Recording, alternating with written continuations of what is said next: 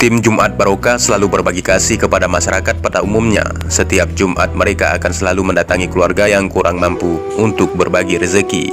Sama halnya dengan adik mungil yang bernama Mustajab yang menderita lumpuh layu kurang lebih 3 tahun lamanya ini. Akan tetapi sebelum tim Jumat Barokah berbagi rezeki, adik mungil ini telah kembali kepada Sang Pencipta. Walaupun demikian, tim Jumat Barokah yang didampingi oleh Ketua Yayasan Aceh Karya Bangsa tetap saja datang dan mengantarkan bantuan tersebut. Sejumlah bantuan yang telah dipersiapkan oleh Jumat Barokah telah diterima oleh kedua orang tua almarhum.